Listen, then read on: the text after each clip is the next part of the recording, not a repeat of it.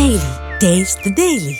நீ மட்டும் என் ஊருக்குள்ள வந்துட்டு என் ஊர்ல இருக்கக்கூடிய அப்பாவி பொதுமக்களை போய் மோடி கிட்ட சொல்லு அப்படின்னு சொல்லி தாக்குதல் பண்ணி அதுலேயும் மத ரீதியாக நீங்க என்ன மதத்தை சார்ந்தவர்கள் அப்படின்ற கேள்வியை கேட்டு அதன் மூலமாக ஒரு மதத்தை சார்ந்தவர்களை மட்டும் தனியாக பிரித்து எடுத்து அவர்களை பாயிண்ட் பிளாங்க்ல சுடுறதுன்றது வந்து இதை விட ஒரு கோழைத்தனமான ஒரு செயல் வந்து உலகத்தில் இருக்கு அப்படின்னு அந்த ஆபரேஷன் சிந்தூர்னு பேர் வச்சாங்கல்ல, அன்று பல பேர் அழுதோம். இதுதான் உண்மையான விஷயமா இருக்கும். ஏன்னா அந்த பேர் வந்து ஃபிட்டிங் நேம், அதை விட ஒரு பேர் இருக்கவே முடியாது. அது வந்து பாரத பிரதமர் எதனால அந்த பேர் வச்சாருன்னு உங்களுக்கு தெரியல. உண்மையிலேயே அதுதான் வந்து கரெக்டான ஃபிட்டிங் ட்ரிபியூட் டு அவர் சிஸ்டர்ஸ். ஆனால் இது உலக அரங்கில் நீ எதுக்காக பண்ணியோ, நீ என்னுடைய சகோதரிகள் நெத்தியில் இருக்கக்கூடிய குங்குமத்தை நீ எப்படி அழித்தாங்க, அதே பேரை வச்சு ஒரு ஆப்ரேஷனில் வச்சு உன் ஊரை என்ன பண்ண முடியுமோ நான் பண்ணி காட்டுவேன் அப்படின்னு பண்ணி காமிச்சோம்ல. ஸோ அந்த ஒரு விஷயமே ஒரு பெரிய, அதாவது பேரில் வந்து இவ்வளோ ஒரு சிம்பாலிக் ரெப்ரசன்டேஷன் கொடுக்க முடியுமா, ரெஃபரன்ஸ் கொடுக்க முடியுமா அப்படின்றது வந்து எனக்கு தெரியல. அது அந்த சகோதரிகள் மனதில் என்றும் நீக்கும்.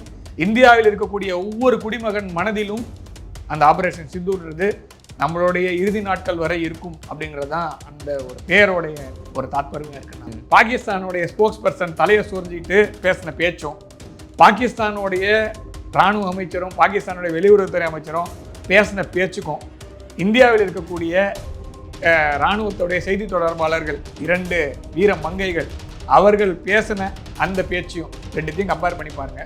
நான் எதுவும் சொல்லணும்னு அவசியமே இல்லை. அதாவது வீரம் விளைந்த மண் இது.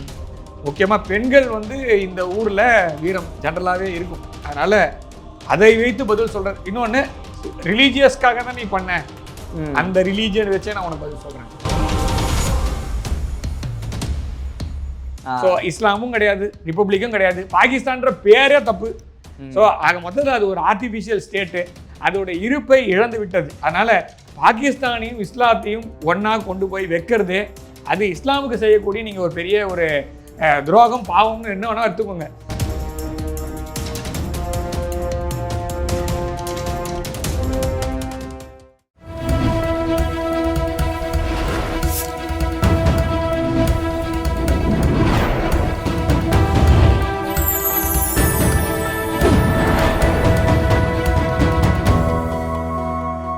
சேனல் 5 தமிழ் நேயர்களுக்கு வணக்கம். இந்த நேர்காணலில் நம்மோடு இணைந்திருப்பவர் ஜியோ பாலிடிக்ஸ் எக்ஸ்பர்ட் திரு கணேஷ்குமார் அவர்கள். வாருங்கள், அவரோடு பேசுவோம். சார் வணக்கம். வணக்கம் சார். சார், ஏப்ரல் 22 இன்றோடு 1 வருடம் ஆகிருச்சு பகல்காம் தாக்குதல் நடந்து. இந்த தாக்குதல் நடந்து இந்த 1 வருடம் ஆகிருக்கு. மிகப்பெரிய ஒரு கருப்பு தினமாக நம்ம நாட்டில் பார்த்துட்டு இருக்கோம். இதில் ஒரு 3 கேள்விகள் இருக்குது. அதாவது, இப்படி நம் நாட்டில் ஒரு தாக்குதல் நடந்திருக்கு, செக்யூரிட்டி ரொம்ப வீக்காக இருந்திருக்கா அப்படின்னு சொல்லி எல்லாம் அரசியல் ரீதியாக எதிர்கட்சிகள் கேள்வி எல்லாம் கூட வச்சாங்க. நாட்டுக்குள்ளேயே புகுந்து தாக்குதல் நடத்திட்டாங்கன்னு ஒன்று. இன்னொன்று, ஆப்ரேஷன் சிந்தூர். இந்த சிந்தூர் நடந்தது எப்படியான ஒரு தருணத்தில் யார் எடுத்த முடிவு, நம்ம முதல்ல எடுத்ததா அவங்க எடுத்ததா அப்படின்னு பல்வேறு கேள்விகள் இருந்தது. 2. மூன்றாவது, இதை செயல்படுத்தியவங்கள, மூளையாக செயல்பட்டவங்களை இந்திய இராணுவம் கண்டுபிடிச்சு அதற்கான தக்க நடவடிக்கை எடுத்துட்டாங்களா இன்றைய வரைக்கும், இல்லை இதற்கு மூளையாக இருந்தவர்கள் இன்றைய வரைக்கும் தண்டிக்கப்படாமல் இருக்காங்களா அப்படின்னு ஒரு 3 கேள்விகள் அரசியல் அளவில் இன்றும் பேசப்பட்டு தான் இருக்குது. உங்களுடைய பார்வையில் இதை எப்படி பார்க்குறீங்க? முதல்ல இந்த 22ஆம் தேதி ஏப்ரல் மாதம் 2025 அப்பாவி பொதுமக்கள், நான் சொல்கிறது வந்து ஆர்மி ஆஃபீஸர்ஸோ இல்லை செக்யூரிட்டி பணியில் ஈடுபட்டிருந்த சோல்ஜர்ஸோ கிடையாது.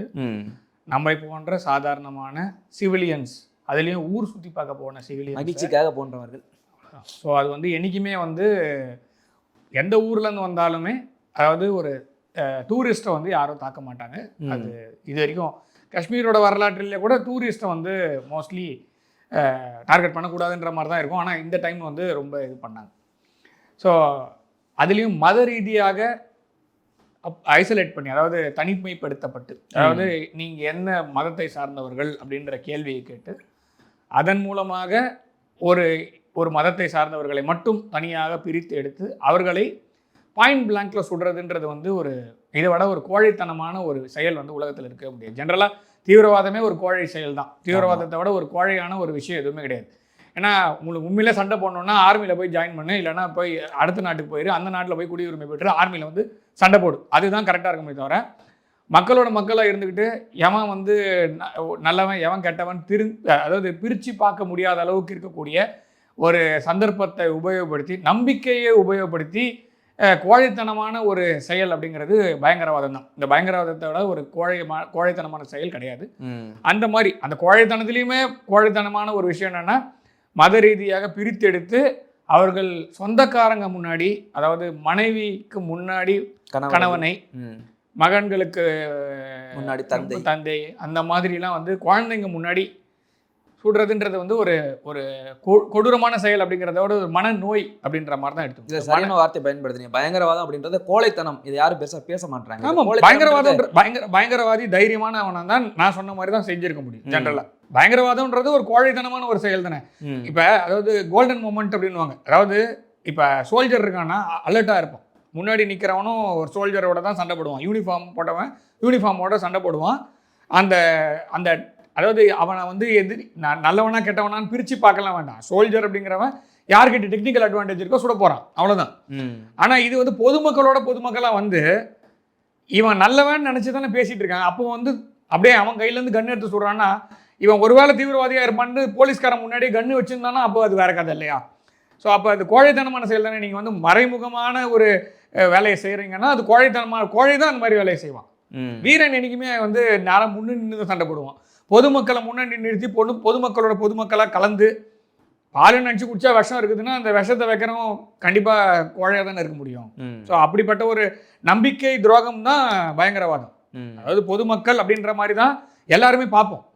அந்த பொதுமக்களாக கலந்து வந்து ஒரு குண்டு வைக்கிறான் இல்லை துப்பாக்கி எடுத்து சுடுறான்னா அவனோட கோழை என்ன இருக்க முடியும்? கோழைத்தனத்துடைய முழு உருவம் தான் பயங்கரவாதம். சரியா சொன்னீங்க. இதுல குறிப்பிட்ட நீ சொன்னது மதவாது, மதத்தை சார்ந்து இருக்கக்கூடியது. இது வந்து இந்தியாவை பொறுத்த வரைக்கும் மத ரீதியாக அப்படிங்கும்போது அப்ப இந்தியன் கண்ட்ரி இந்துக்கள் அதிகமாக இருக்கக்கூடிய ஒரு நாட்டுல இந்துக்களை டார்கெட் பண்ணி அடிச்சிருக்காங்க அப்படின்னா இங்க இருக்கக்கூடிய சிறுபான்மைன்னு சொல்லக்கூடிய இஸ்லாமியர்கள் பெரும்பாலும் இதற்கு எதிராக குரல் கொடுத்துருக்கணும். ஏன்னா இது ஒரு 3 மதங்களும் ஒன்று கூடி எல்லா ஒரு மதச்சார்பற்று வாழக்கூடிய ஒரு நாட்டில் அதிகமாக இதில் இஸ்லாமியர்கள் பெரிய அளவில் குரல் கொடுத்துருக்கணும், எங்கே கொடுக்காம விட்டுட்டாங்கன்னு ஒரு அரசியல் ரீதியாக கருத்து வைக்கிறாங்கல்ல. இல்லை 3 அதாவது ஆபரேஷன் சிந்தூர் மாத்திரம் முதல் தடவையா உலகத்தில் இருக்கிற எல்லா நாடுகளும் பார்க்கும்போது முதல்ல கண்டனம் எல்லா இடத்துல இருந்தும் வந்தது.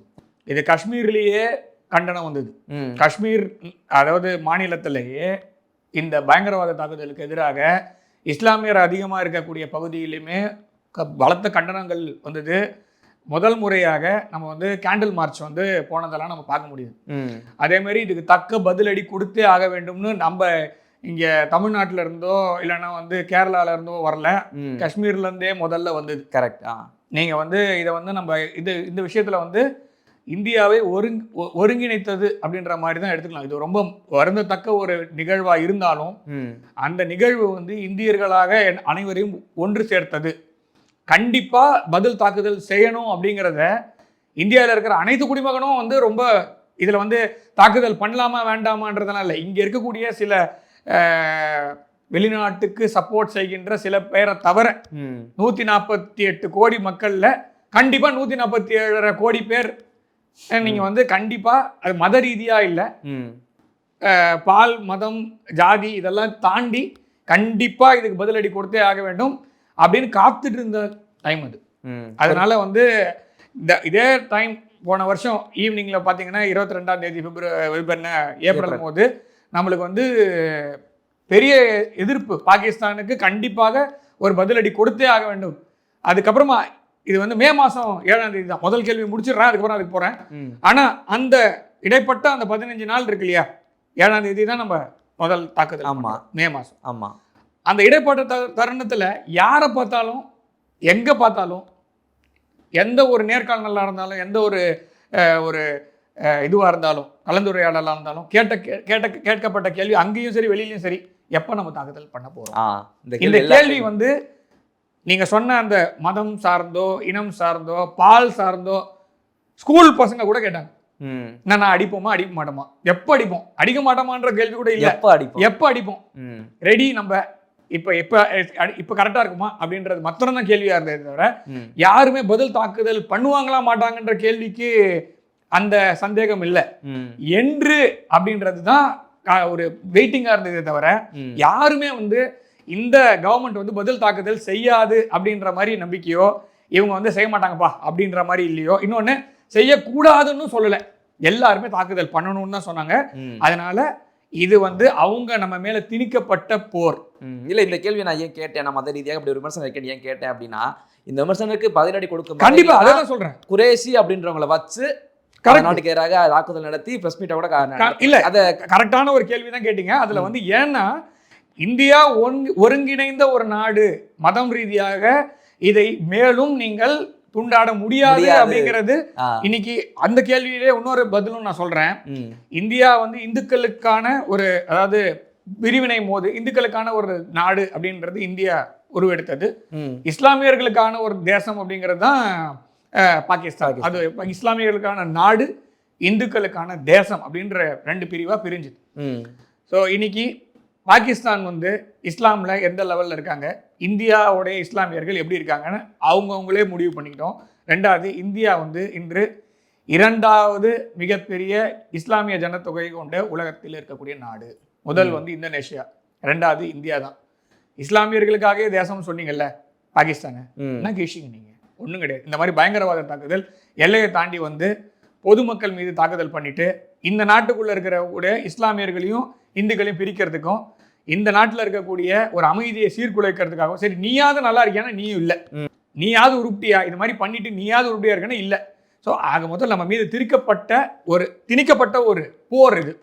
நீங்கள் அந்த முதல் கேள்வியோட இன்னொரு பதில் என்ன, மற்ற தாக்குதலுக்கும் இந்த ஆப்ரேஷன் சிந்தூருக்கும் இந்த பஹல்காம் தாக்குதலுக்கும் என்ன வித்தியாசம் அப்படின்னா, பஹல்காம் தாக்குதலுக்கு முன்னாடியே இவர் பாரதத்துடைய வெளியுறவுத்துறை அமைச்சர் மாண்புமிகு ஜெய்சங்கர் அவர்கள் சொன்னது என்னன்னா, இதுக்கு மேலே ஒரு தீவிரவாத தாக்குதல், ஒரு பயங்கரவாத தாக்குதல் வந்ததுன்னா அதை நாங்கள் போராகத்தான் பார்ப்போம் அப்படின்றத அவர் முன்னாடியே சொல்லியிருந்தார்.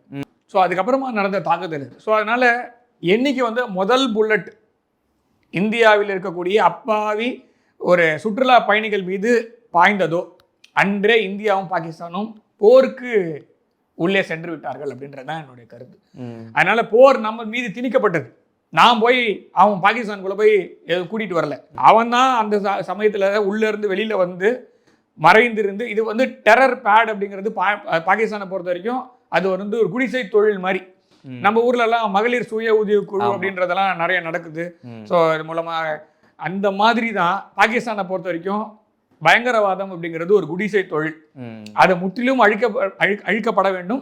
அது அழிக்காமல் உலகத்தில் அமைதி திரும்பாது. ஸோ அந்த ஒரு விதத்தில் பார்க்கும்போது அந்த அந்த பயங்கரவாத செயல் வந்து பாகிஸ்தானிலிருந்து ஆரிஜினேட் ஆச்சு. அவர்கள் தான் நம் மீது திணித்தார்கள். நாம போய் அவங்க மேலே எந்த ஒரு தாக்குதலும் செய்ய. சார், நான் முதல்ல கேட்டேன், அதாவது இந்த தலைப்பில் பேசும்போது கடந்த அந்த 2025 ஏப்ரல் 22லேருந்து நான் ஒரு 50 நேர்காணலை மாதிரி பேசியிருக்கேன். நிறைய கட்சிகிட்ட பேசும்போது எனக்கு முதல்ல நினைவு வர்றது, ஒரு மனைவி உட்கார்ந்துருப்பாங்க, கீழே கணவர் இறந்துருப்பாங்க, அந்த செந்தூரம், அதாவது மூடையோட திரும்ப தாக்குதல் நடத்தி உனக்கு திரும்பவும் நான் செந்தூரை வைக்கிறேன்றதுக்கு தான் அந்த ஆபரேஷன் செந்தூரை வச்சது. இதில் மிகப்பெரிய கேள்வியாக கேட்கப்பட்டது, அப்பாவி மக்கள் தான் சுட்டுக் கொல்லப்பட்டாங்க, அங்கே பாதுகாப்பு ஏன் இந்த அளவுக்கு ரொம்ப வீக்காக இருந்ததுன்னு ஒரு விமர்சனமும் அதிக அளவில் இருந்துருந்துச்சு. என்ன காரணம் கிடையாது? பாதுகாப்பு வீக்காலாம் இல்லை. முதல்ல நீங்கள் 2 விஷயம் பார்க்கணும். ஜெயிச்சா நான் ஜெயிச்சேன், தோத்தா நீ தோத்தானா இந்த கேமில் நம்ம ஆடவே முடியாது. இந்திய அரசாங்கத்தினுடைய பாதுகாப்பு அப்படிங்கிறது வந்து ரொம்ப கிடுக்குப்படியாக போட்டோன்னா எங்களை வந்து ஃப்ரீயாகவே இருக்க விட மாட்டேங்கிறாங்க அப்படின்னு ஒரு ஒரு விமர்சனத்தை முன்வைப்பார்கள் ஜெனரலா. ஆமாம், நாங்கள் எல்லாருமே தீவிரவாதியா, நாங்கள் எல்லாருமே பயங்கரவாதியா, எங்களுக்கு எதுக்கு இவ்வளோ செக் பண்ணுறீங்க, நாங்கள் வந்து எங்களால் ஃப்ரீயாக மூவ்மெண்ட் இல்லை, நாங்கள் வந்து போயிட்டு வரோம், நாங்கள் கரெக்டாக தானே இருக்கோம் அப்படின்ற மாதிரி ஒரு விமர்சனத்தை வைப்பாங்க.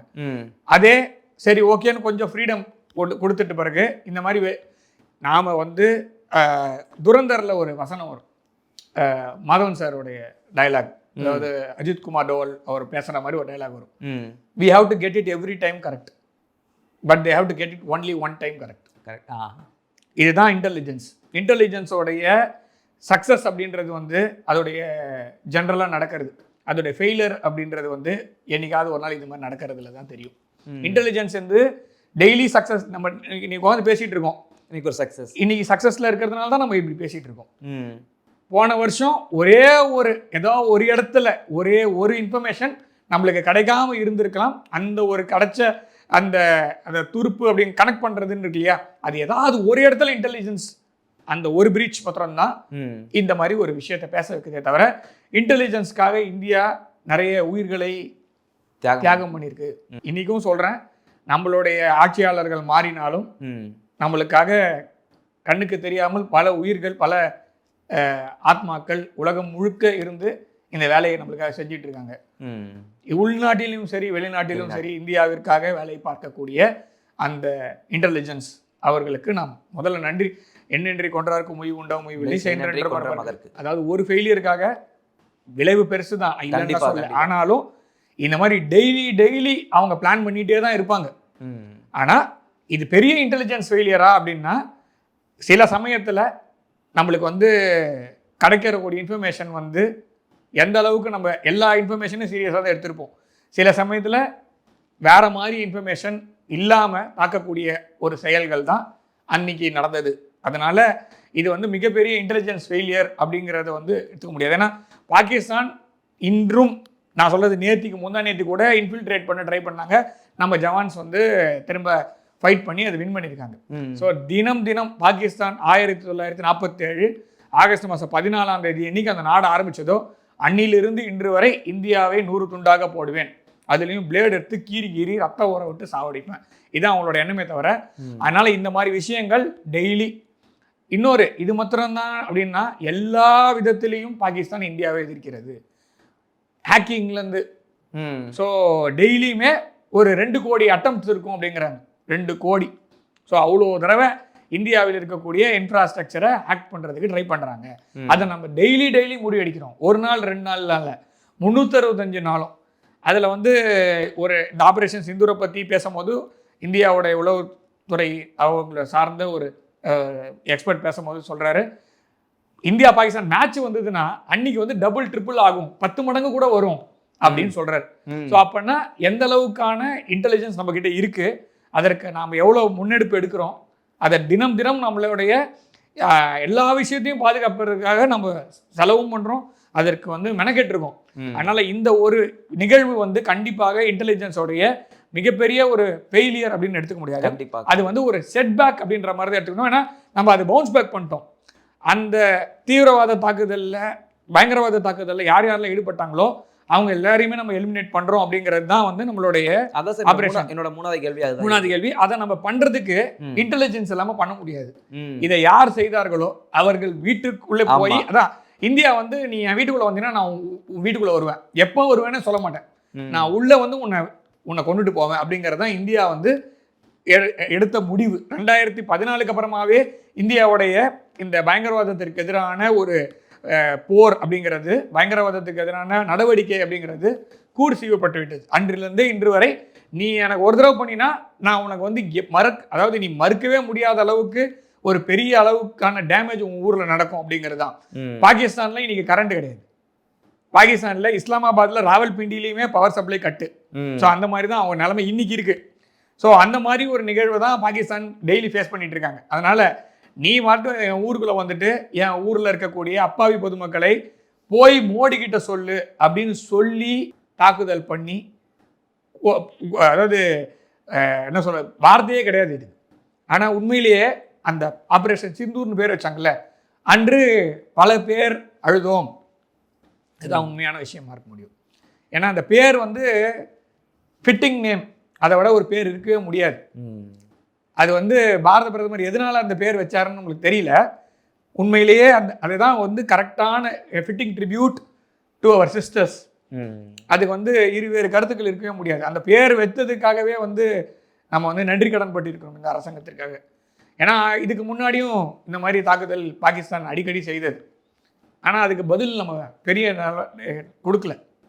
ஆனால் இது உலக அரங்கில் நீ எதுக்காக பண்ணியோ, நீ என்னுடைய சகோதரிகள் நெத்தியில் இருக்கக்கூடிய குங்குமத்தை நீ எப்படி அழித்தாயோ அதே பேரை வச்சு ஒரு ஆப்ரேஷனில் வச்சு உன் ஊரை என்ன பண்ண முடியுமோ நான் பண்ணி காட்டுவேன் அப்படின்னு பண்ணி காமிச்சோம்ல.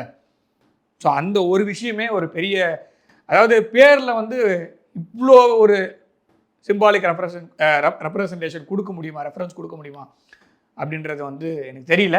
அது அந்த சகோதரிகள் மனதில் என்றும் நீக்கும். இந்தியாவில் இருக்கக்கூடிய ஒவ்வொரு குடிமகன் மனதிலும் அந்த ஆபரேஷன் சிந்தூர்ன்றது நம்மளுடைய இறுதி நாட்கள் வரை இருக்கும் அப்படிங்கிறது தான் அந்த ஒரு பேரோடைய ஒரு தாத்பரியமாக இருக்குன்னு சிறப்பாக சொன்னீங்க. அதில் அவன் சொல்லிட்டு போனான், நீ போயிட்டு மோடி கிட்ட சொல்லு, நீ விட்டுட்டு போனதை கணவரை கொண்டுட்டு அந்த பெண்களை நீ பெண்ணுன்னு தானே நினைச்சு விட்டுட்டு போனேன், அதே பெண்ணை வச்சு அடிச்சு அதுக்கு நான் விடை காண்றேன்னு சொல்லி குரேஷி மற்றும் இன்னும் சில வின் கமெண்ட் எல்லாம் வச்சு பெண்களை வச்சு இதை நடத்தி காமிச்சிட்டு நீ மோடிட்ட சொல்ல நான் சொல்லிட்டேன், அதுக்கு ரிசல்ட் இதுதான் அப்படி வரையும் அந்த வரும்போது இதை நடத்துனதுக்கு நமக்கு எந்த அளவுக்கு கட்சி வேணும், குறிப்பாக பெண்களை வச்சு இவங்க முன்னெடுத்ததுக்கான காரணம் என்ன சார்? இது பெண்களுக்கு இந்தியாவில் இருக்க அனைத்து பெண்களும் வீரத்துக்கு பேர் போனவர்கள். இந்தியாவிலும் முக்கியமாக தமிழ்நாட்டிலலாம் வந்து கண்ணகி வாழ்ந்த ஊர் நம்ம ஊரில் ராஜாவையே பார்த்து கேள்வி கேட்டு போர்லாம் வேண்டாம், நீ பண்ணது தப்பு அப்படின்றது. ஸோ இது அந்த மாதிரி ஒரு செயல் தான். ஸோ அந்த மாதிரி அவன் ஊரில் இருக்கக்கூடிய அவங்களுடைய மிலிட்ரி ஆஃபீஸர்ஸும் நம்மளுடைய ஊரில் இருக்க நம்மளுடைய மிலிட்ரி ஸ்போக்ஸ் பர்சனும் 2 பேரையும் உலகத்தில் இருக்கக்கூடிய அனைத்து மீடியா ஹவுசஸும் அந்த டைமில் பார்த்தாங்க. நம்மளுடைய ரெப்ரசன்டேஷன் எப்படி இருந்தது, அவங்களோட ரெப்ரசன்டேஷன் எப்படி இருந்தது. நீங்கள் ஒன்றும் பண்ண வேணாம், நீங்கள் மீமே பண்ணி போடுங்க. பாகிஸ்தானுடைய ஸ்போக்ஸ் பர்சன் தலையை சுரிஞ்சிக்கிட்டு பேசின பேச்சும், பாகிஸ்தானுடைய இராணுவ அமைச்சரும் பாகிஸ்தானுடைய வெளியுறவுத்துறை அமைச்சரும் பேசின பேச்சுக்கும், இந்தியாவில் இருக்கக்கூடிய இராணுவத்துடைய செய்தி தொடர்பாளர்கள் 2 வீர மங்கைகள் அவர்கள் பேசின அந்த பேச்சையும் 2த்தையும் கம்பேர் பண்ணி பாருங்கள். நான் எதுவும் சொல்லணும்னு அவசியமே இல்லை. அதாவது வீரம் விளைந்த மண் இது.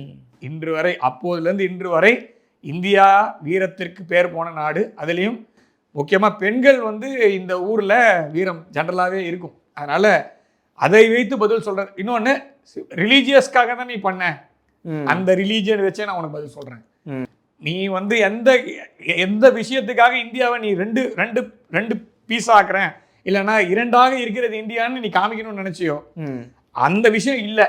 அதில் இன்னொரு முக்கியமான செய்தி இருக்குல்ல, நீங்கள் இந்துவான்னு கேட்டுட்டு சுட்ட இஸ்லாமியர் இருந்தாலும் ஒன்றும் பண்ணலை, எந்த இஸ்லாமியை விட்டுட்டு போனியோ அதே இஸ்லாமிய பெண்ணை வச்சே அவன் அடிக்கும்போது நாங்கள் மதம் இந்தியாவிற்கும் இஸ்லாத்துக்கும் சம்பந்தம் இருக்கிறது அப்படின்னு வச்சு பேசினா கூட அது சரியாக இருக்கும். ஆனால் பாகிஸ்தானுக்கும் இஸ்லாமுக்கும் அதாவது இணை வைப்பதே பாவம். அதாவது பாகிஸ்தானுக்கும் இஸ்லாமுக்கும் சம்பந்தமே இல்லைங்க.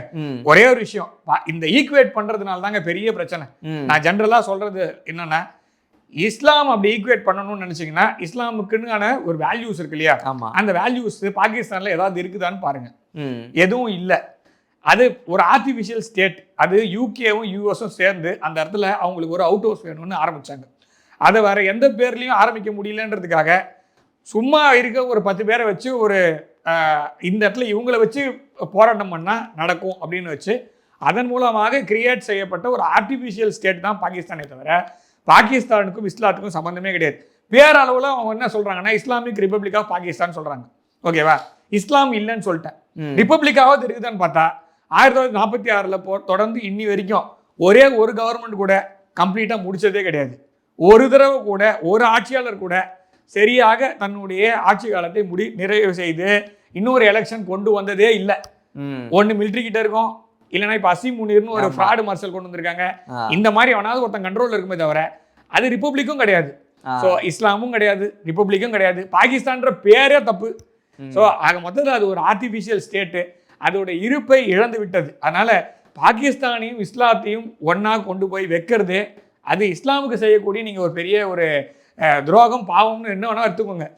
இதை நீங்கள் டீஹைஃபனேட் பண்ணிங்கனாலே இஸ்லாமையும் காப்பாற்றலாம், இங்கே இருக்கக்கூடிய இஸ்லாமியர்களுக்கும் ஓரளவுக்காவது நீங்கள் ஒரு நியாயம் கொடுக்குற மாதிரி இருக்கும். ஏன்னா அங்கே கிரியேட் பண்ணும் போது இங்கே இருக்கிறவங்கலாம் வேணாம் நான் போக மாட்டேன்னு சொல்லி உட்காந்துருக்காங்கல்ல. ஸோ இப்போ இவங்கள தான் அவங்க டார்கெட் பண்ணுறாங்க. டு பி ஃப்ராங்க், இங்கே இருக்கக்கூடிய இஸ்லாமியர்களை ஒரு கேள்வி கேட்குற மாதிரியும், இங்கே இருக்கக்கூடிய இஸ்லாமியர்களுடைய என்ன சொல்கிறதுன்னா மத ரீதியான ஒரு பிளவுபடுத்துறது தான் அவனோட எய்மே. ஸோ அதை உடைக்கிறதுக்காக தான் அங்கே மிலிட்ரி ஸ்போக்ஸ் பர்சனே நீங்கள் ஒரு இஸ்லாம் மதத்தை சார்ந்த ஒரு ஸ்போக்ஸ் பர்சனை வச்ச உடனே அவனால் எந்த பதிலும் சொல்ல முடியல. இந்தியா ஒன்று இணைந்து இருக்கிறது. அதே மாதிரி இதில் மத ரீதியான பிளவுகள் இல்லை அப்படிங்கிறத நம்ம காமிச்சிருக்கோம். ஸோ இதுதான் பெரிய விஷயமா இருக்க முடியுமே தவிர வேற எதுவும் அவன் ஆசைப்படுறது நடக்காது, இனிமேலும் நடக்க போகிறது இல்லை. ஓகே சார், சிறப்பு சார். உங்களுடைய பல்வேறு கருத்துக்களை எங்களோட பகிர்ந்ததுக்கு ரொம்ப நன்றி சார். தொடர்ந்து பேசுவோம். வந்தே மாதரம் சார்.